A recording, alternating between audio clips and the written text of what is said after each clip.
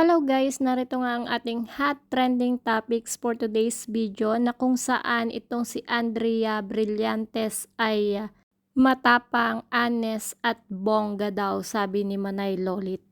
Disclaimer, ang mga larawan o video na mapapanood nyo ay hindi pag-aari ng uploader.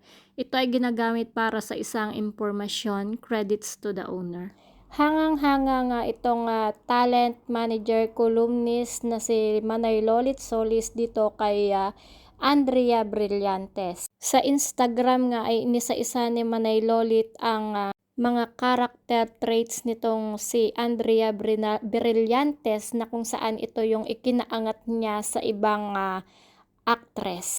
Aniya nga ito yung ginagawa niya na shocking para sa iba. I find it cute.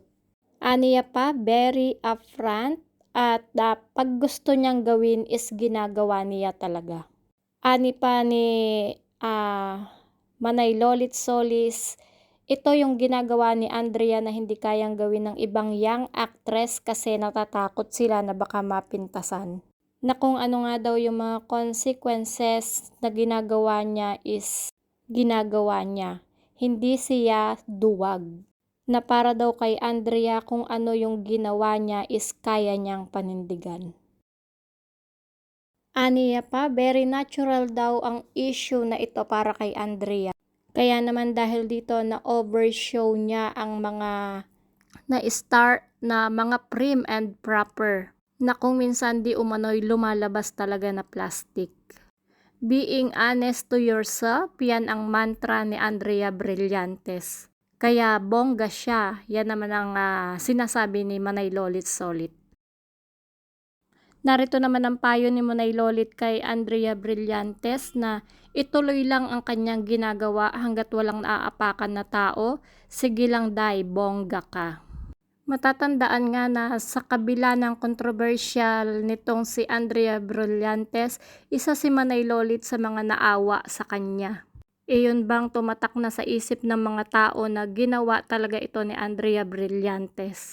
Pero dahil sa ginawang kontrobersya sa kanya is ito pa yung nagpaangat talaga sa kanya. Na di umano'y malaking tulong daw itong kontrobersyal na ito para sa pag-angat ni Andrea dito sa industriya ng showbiz. So that's it guys. Kayo ano ang i-reaction nyo sa intrigang ito para kay Manay Lolit at kay Andrea Brillantes? Kahanga-hanga ba talaga ang tapang ni Andrea Brillantes? Kabog ba talaga at napakabait ba talaga nitong si Andrea Brillantes? Just comment down below and kung di pa kayo nakasubscribe sa aking YouTube channel, kindly hit the notification bell, like and share. Maraming salamat and God bless!